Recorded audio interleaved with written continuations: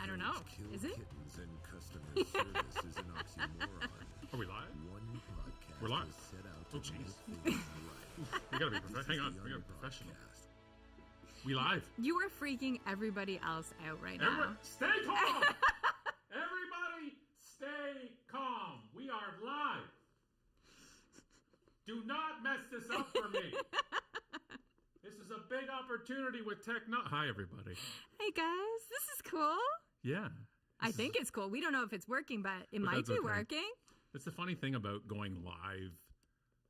When I would go live, Yeah. like at home in the studio, and Yeah. so it's like you control everything. Yeah. Here, we control nothing. No, we're just here and we're alive. We're just two And that's all we know. pretty faces that don't know what they're doing, otherwise known as the talent, The UnPodcast. which is the Brought to you by Scott and Allison Stroud. brought to you by Scott and Allison Stroud. Two people who don't know what they're doing. Welcome. So if you're on the live, hi, Hey guys. welcome. Glad you're here. And I hear myself in the I headphones heard as myself. well. Yeah. I heard you too, but that's okay. Amazing. So, What you got? If you are live and listening right now, thank you for spending a little bit of your time, a little bit of your lunch if you're East Coast. If not, good morning on the West Coast. Overseas, don't even know what time it is, depending on where you are. But hello. Yeah, and if it works, we may do it again. If you have a question and you're in the live and you want us to answer it about anything we're talking about, or you had a business question you wanted to figure out, or something in your life, I don't know, ask it in the live. We will. Steph will take a look, and if she deems it worthy, she'll let us answer something during it if we can. Onus on Steph. That's and, great. We will pick somebody to get a pair of Jackass Whisperer socks. Which we really should have on camera, We should but have we on camera, forgot. but they're over there. But That's that's okay. You guys know what they look like. Yeah, you know socks. Right? Yeah. Everybody knows socks. Okay, so let's talk about the show today. All right, what you got?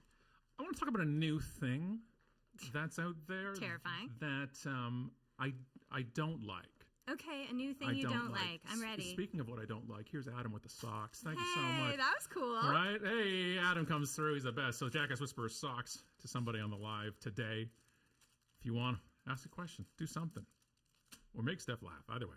And she'll deem what actually is worthy of it. So the new thing. Okay, I'm ready. That you don't like. So there's a world of, if you take the business world and the advertising world and that whole thing. So people who are listening right now, I know a lot of people are in that world. Yeah. What's up? One of the issues with advertising, right? One of the oldest lines, and I apologize, I don't have this who said it, but it's a very famous line. Half my advertising works, I just don't know which half. Yes. Right? That's the old line in advertising. And so one of the things about you do with ads is to, if your advertising campaign is effective, it's called ad recall. Okay. Right? Do you remember the ad? And some people ask, especially after what just happened. We're live right now, but people who listen to the recording, it's like a week and a half or so from now. Yeah. But the Super Bowl just happened last night. It did last night. Right. So what's up, Kendrick? And So good. So Super Bowl happens last night. This is the biggest ad spend there is in North America for it's a Super Bowl. Yes. And one of the things you want to do, other than saying, hey, we put out a Super Bowl ad, which is, by the way, one of the reasons some places do it, is how effective was it? Okay. You're supposed to justify it. And part of that is ad recall. And what happens is a focus group, somebody will call you up or say, hey, did you watch the Super Bowl? And what do you remember from the ad kind of a thing? And do you remember these ads? Instagram will do that sometimes too. You'll be scrolling and they'll say, do you recall this ad? Yeah. And you don't have to answer. Like it's just there. It's a survey. Sometimes they could incentivize it or something. But On Instagram. Instagram. Yeah. And that's just researching saying, how effective was it, right? Yeah. 7 to 9 times you'll start remembering an ad. All that, those stats that aren't true necessarily. It was just made up by somebody who's selling advertising. It's also like remembering isn't a neutral value. Like I remember good things and bad things, so like you can be remembered for. But the whole point is it's just like you just noticed it because there's so much clutter. Here's the difference now, though. Soren Iverson posted this up on I think it was on Twitter. Okay. And he said this. Hulu quiz on the ad you watch, and if you're wrong, you watch another ad. Oh my gosh. So a pop-up on his TV. But how tough is the quiz? Do I have to cram? So it pops up on his TV. He's watching Hulu. Okay. And it says pop quiz at the top. By the way, because people love pop quizzes. What color was the man's shirt in the Tide ad you just watched? By the way, I'm closing my eyes right now. Okay. Wait, 1 second. I'm closing my eyes right now for only people who are listening to this. I feel like I'm about to be insulted. I do not know what color my shirt is right now. I do not remember what I put on right now. My I thought eyes you are were going closed. to say Open. mine for sure. It's a maroon hoodie. For sure. No, we've been married 11 years, and we're going to go another 11. Yeah, you'll remember. Yeah, what 100% know job. what you're meant, Good baby. job. I always know what you're wearing. I don't remember. So I don't have recall on my own hoodie. Okay? Let alone when Hulu decides, here's some ads we got to serve up to you. So it says, ready? So that's the question. And then Okay. underneath it says, we ask questions like this to make sure you watch Hulu ads. And then there's 4 choices: beige, white, taupe, Oh my god. and yellow. What is taupe? What color is taupe? Okay, so what First of all, can somebody help me? What is taupe? what bothers me, it's pretty much white beige. Like, I don't know. It's neutral. What's it's a the- neutral tone. That sounds like 4 colors that are the same thing almost. Yeah, pretty much. Yellow, white, beige, or taupe? Ma'am, I don't know. Ma'am? I don't know how to distinguish between beige and taupe. are you telling me somebody's got to watch that commercial and know a shade on the color wheel? I'm gonna remember it. Oh my God. And below it's the answer. And then ready? In the small print it says, if you answer incorrectly, you'll have to watch another ad. And then another person read it under one of my favorite subs on Reddit, Yeah. mildly infuriating. Yeah, always. I had to watch an effing question to keep watching Hulu. And it was a Lexus ad, and it says, how many rows are in the Lexus TX? 2 or 3? At least that's about the product, though. The other one was just simply like the actor in the because ad and their that, shirt. That's Yeah, one of the things very that bothers true, me. Very true. Is Very like true. if okay, let's just say let's suspend disbelief and hatred for a minute, and let's just say that it's a good idea to follow up with people who've seen your ads to see what they remember. Let's just put that Right, there. right. This is a terrible way to do it, but let's say let's say we just want to do it. Then like remembering the color of the person's shirt that had the Tide pen on it isn't even like functional to the sale. Like, did you remember how well the Tide pen took out Right. the wine stain or the grape juice stain? Like that. Or how many rows are in the new or car. how many rows are in the new car. Like, at least you can tell me that this makes sense. Whereas the color of the shirt, for me, and now every time I see Hulu, all I think of is that show with the aliens where they go to Hulu Land. So that's what I think of when I think of Hulu. And we had another thing in our pile. It just kind of dovetails into this right now, which is the YouTube. Solar opposites. Right. Sorry. Thank you. What a great show. But the YouTube, which was people start complaining about these hour-long unskippable ads. Yeah. Unskippable ads on YouTube. Get trapped in the ad. And so what YouTube is doing with people with ad blockers, Yeah. because YouTube has ads in 2 ways, right? They're either served into the video, Yeah. either pre-roll, during, end, and creators can pick where they drop, and you sign up for different things, what you want to do. But the other side is in video or in line, which is like us reading a sponsorship read. Just like this sweater, this hoodie by Unbound Merino. Oh my gosh. Again, they haven't paid us anything. I don't want to keep Nothing. mentioning them, but I was going to say the mugs, but those are ours, so I can't really mention them. But you know what I mean? It's Where just like it makes me. Just doesn't serve the purpose of making the ad more. But again, sorry, back to the YouTube thing quickly. One of the things that YouTube is doing, and the reason why they're hour-long and unskippable, is somebody's using that ad blocker. And so Okay. they're just like, if you're going to use this, so it opens up in a more interesting question. It's like when, like old school newspaper sites and stuff, like it's been blocked if you're using an ad blocker, please, because it's like, look, here's a deal. We have to keep running. Yeah. You want to have the content. Yeah. The problem is we came from a history up until the 90s, 2000s, where everything you consumed was ad supported almost. Yeah. And that was the deal. You couldn't, and by the way, you didn't have a choice. No. Commercial came on TV, you went to the bathroom, you did your thing, whatever you had to do, it was there. Super Bowl, we're excited for the commercials type of thing, and now you see them 3 weeks ahead of time. Yeah. But the point is that was saying, look, the only way this works, people think it works, is you have to do these things. You have to watch the ads, you have to do the ads, or you can't block the ads. The answer can't be better ads. But I do agree with people messing with ad blockers. By the way, I use an ad blocker as well. And I also get it. And when a site says, hey, you're using an ad blocker, when you read this thing, we can't make our money. I understand. And then I that. click turn it off. Yeah. And then the article is unreadable. Yeah. It's unreadable. There has to be like a balance there. I just think like it's an either or. And I think we're close to part of a version of a balance we're getting to right now because of the world we're in, where journalists have their own Substacks. Yeah. Like some of the things we talk about, like political cartoonists have like I want to support work. I want to support platforms. I just don't think that, punishing me and quizzing me is the way to get me to buy your Tide pen. But I forgot about ads. Well, but that's also like, I don't know what anyone else's experience is, but when the Super Bowl's on, it's one of the few times that we watch ads because basically we don't watch in an ad-rich environment, right? But for me, YouTube Premium is like the greatest thing ever for that type for me. It's just, But then you're paying for it. right, and that's the thing. That's the deal, Yeah. right? But and for me, the big part was like the downloads of it as well, and being able to take it on a plane. But now I have Balatro, so I can play that. It doesn't. Your current addiction. Have I told the Balatro story? Yeah, we did. We did on that. It was like our first episode. So funny. Because we were 6 months late to doing the show because I was playing Balatro.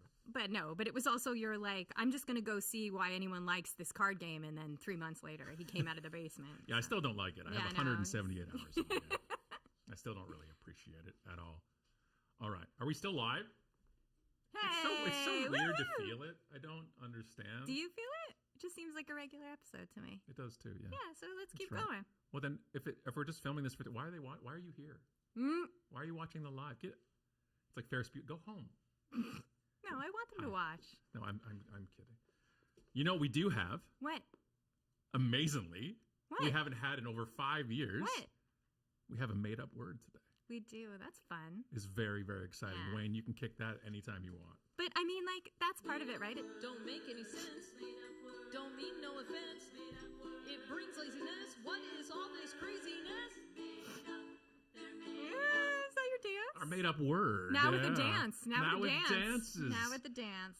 So the made-up word is something we started doing on the show years ago. Long time ago. A made-up word is simply something that you look at and say, WTF? I think the What is most that? famous, the one I remember, like, whenever somebody says it to me, Brogurt is the one. Brogurt, yeah. Brogurt is the one that popped, like, words. Yogurt mostly, for bros. Mostly marketing words. It tends to be, like, people trying to smush two things together that don't belong together. Broetry. I love broetry. Broetry. Which describes To be fair, LinkedIn bro posts. is a great one in any Bro context. works for so much.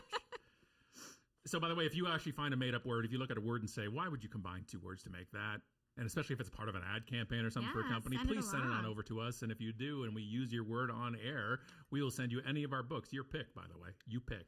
You can also pick somebody else's book instead, and we'll send that to you. But we're both going to sign it. And we're going to make it extra weird if it's somebody else's book. So this one. I love signing other people's books.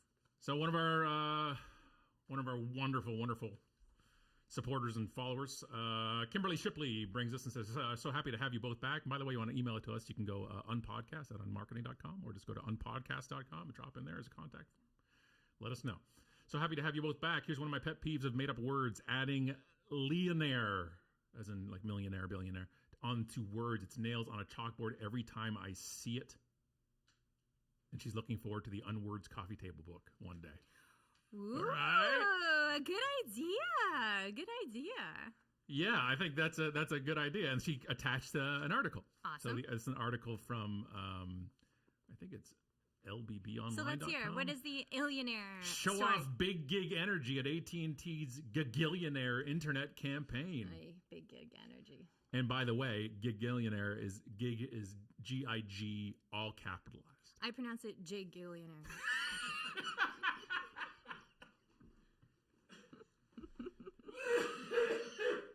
See, when you're on live, you get to see Allison really make Scott laugh, which is always a good time. It doesn't happen that much. Like, usually I'm funnier at home, but, you know, sometimes I pull it out. Yeah, isn't it? Didn't Gigillionaire do Riding Dirty? Like, who did Riding Dirty? Wait a second. It keep me rolling. Is that Gigillionaire? Sorry, I interrupted you. You go ahead there. Sorry. Jig. And apologies to Chameleonaire for that. I'm sorry. I apologize. I don't want to diss Chameleonaire. And by the way, Chameleonaire, like the number one person who was at like blogging and digital conferences in like 2012, 2013 was Chameleonaire Yeah. from Riding Dirty. He had a moment. Good for him. He had multiple moments Yeah. and owned so many businesses. We should have so so many moments. We should. Yeah. We should. Like- So, Kimberly, thank you for that. And thank you for the kind words. Let us know what book you want. We'll ship it on out to you. Or do you want some Jackass Whisperer socks instead and stickers? Let us know. What do you want? Yeah. What should I talk about? Want to talk about Walgreens for a second? Yeah, let's do some. Yeah. So, this, I really just want to read the title. Go. So I'm going to. Yeah. So this is from Fortune. It says, Walgreens CEO describes drawback of anti-shoplifting strategy. When you lock things up, you don't sell as many of them. Shocking. This is the breaking realization is somebody coming out on an annual report call with shareholders and came out and said, we found that locking things up like Fort Knox does not always welcome No. people purchasing things. I think there's a content part to this too, like just all the hoops we make people go through, all of those things. Like we talk about it a lot, but putting up all the barriers between, you know, what you're selling, what people are trying to buy, Yeah, it's a lot. it's not great for business. Well, and also, what are you telling people? Right? You're telling everybody just like, we don't trust anybody. Plus, here. it was toothpaste, wasn't it? And like deodorant and just very. Yeah, it started with, for me, it started when I noticed it when I used to shave. It was razors. It was Would be razor locked blades. up. Yeah. That was it. And I bought a razor. in a They very long lock time. up formula and stuff. It's pretty intense. Yeah, that part gets to a whole nother level. Yeah. For me, right? You're Yeah. like, I'm like, it's a painful thing. but even with digital stuff, I think we have to think about that. Like, what are we putting between Yeah. our business and our customers that are just making it harder and harder for them to access, right? All right. I got another thing here. What you got? But first, anybody, anything on the live comments, concerns? Nobody's there. It's just us talking to space. It's slowed down a little bit. So they haven't That's okay. said anything. So usually in a talk, if you have a Q&A, Yeah. or you do a live, what happens is you I have love Q&A. you have a couple of people there that are in there that are softball throwers, right? Yeah. They're just ready with a question. They're ready to throw it out there. But I mean, to be fair, we We haven't didn't done this see- before, yeah, we didn't so see we the gotta audience. like It's fine. It's all good. I can throw you some softball questions. Yeah, throw me some softball questions. Yeah, for go ahead. sure. I want to get some socks.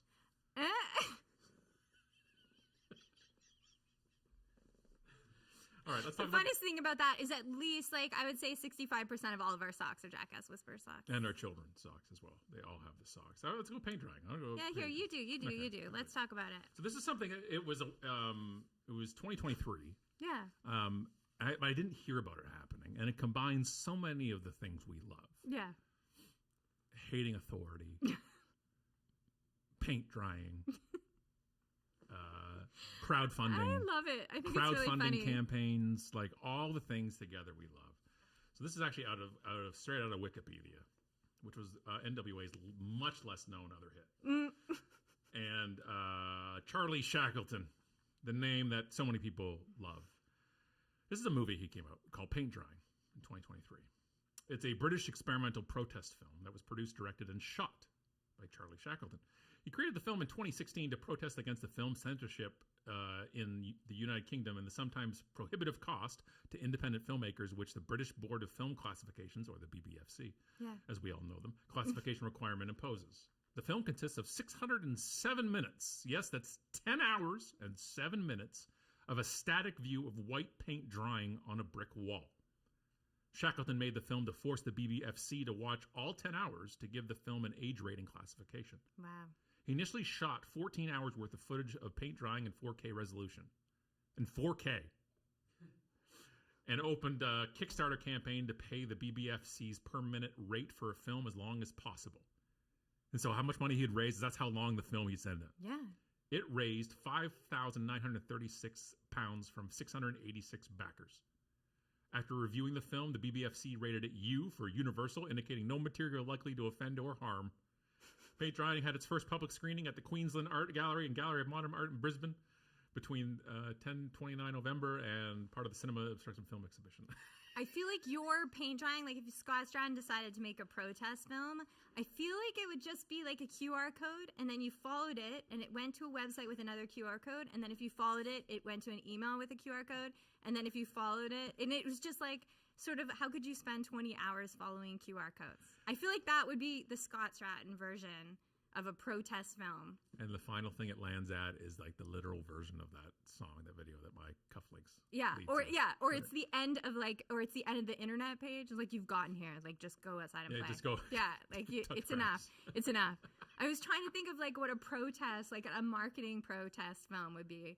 It's like a cold call for 12 hours or something. And every time you hang up your cold call, someone else calls you, and then you hang it up, and then someone else, and it's just a video of the person's face just Except dying. they pretend to be your friend every time, so it just makes it worse. What's up, bro? How you doing, man? Yeah, great. Hey. Like we should film that. We'll make like an experimental film with Scott Stratton answering cold calls for 12 hours. I feel like we could get that funded. We could. All right, world. Thank you for joining us today. Thank you for coming out on the live. Said hi. Yeah, thank you guys. We might do this again. I don't know. Do you think we will? Yeah, I dig it. Yeah, I think it's fun. I think it's fun to think about, like we were talking about trying to decide if we wanted to like incorporate live at night. Do you have a donkey stuck on your finger? I enjoy.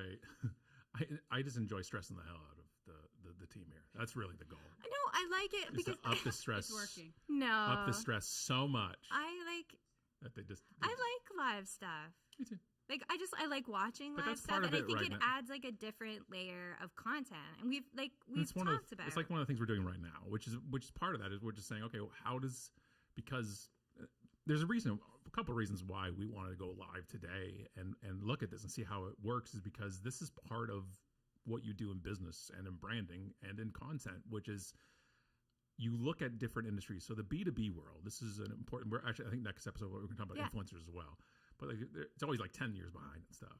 And so myself being a fan of gaming too, especially, and watching like Twitch and creators and stuff and seeing the incredible quality of streaming they do live. Yeah. And then also us in our experiences, years ago going into like traditional media and going on like traditional TV shows and stuff where you have 180 people working. The vibe's totally different. The vibe is totally different. And here we just have like 3 people crapping themselves, not 180. But this is much more influenced, I would say, by that kind of like live content, this sort of like streaming video, a lot of video game stuff, like that kind of content that we both really like in terms of what do we watch? Because when you're thinking about content for your business too, it's also thinking about like, what do you as a consumer like, and using those elements of the live, but using it for the UnPodcast, right? Like that was part of the draw of it. That's part of it, to figure out where it lands and what it works for. Because also part of that is too is one of the things about this show or your content or anybody else out there is you want to make there's something special to making people feel a part of things. Yeah, that being like almost behind the curtain or behind that rope, right? Where it's just like, hey, come on in. Like this is part of the. And also that live is different. Like like a lot of people come and ask like for about content or ask you about content, what kind of content they should make and how. And like a lot of people talk about live because live can be a cool like when it was new, especially, right? Everyone was going live. It was like you had to do live content, but it isn't the same thing as recorded content. And like when you watch us do lives, it is a lot like we don't. It's not very edited, this show. So like what we say now is going to be very similar than what you see when you watch a recorded show. But there are different aspects of it. And if you're going to go live, you have to think about, is live what's right for you? Is recorded what's right for you? And treat them differently. And part of that too is also like when I asked Steph, like, 5-10 minutes ago about people live right now and like if there's any questions or not, the problem is if you're listening to this right now on the recording and on the podcast, and if you're one of the longtime listeners, that can break that wall for you. Right, where I'm asking, hey, what's going on? People, and I'm not talking about you listening to it. Yeah. It's like doing something only for the video. But it's also when the show is listened to for the most part. Yeah. Right, where it's like understanding that when you break that wall for it, there's part of that. And doing something new, right? Like we haven't done this before with the podcast. We've recorded hundreds and hundreds. And now obviously we've come back into the studio, but we've done the show hundreds of times. Right. But this is the first time we're doing it. So it's also figuring out, and we're really cool with that because we're okay if we mess, like, we're not as worried about that. But when you do it for your business, just thinking about that in terms of being prepared for what'll happen, right? And being present in the moment. Right. Right? For both the recording and the live. Yeah. And there's your balance, right? And that's really figuring it out, which is what we're doing right now. So. Yeah. Thanks for coming on the adventure. I don't know, like what's thanks for being on it. Yeah, we appreciate it, and we're gonna keep playing around with it, I think, and figure it out. And killer. Yeah, it was a lot of fun. Thanks for joining. Live or recorded. Thanks for listening. If you're just watching this on a recording, you're too late. No, they're not. You're never too late. Bye, guys. Bye. Be sure to subscribe.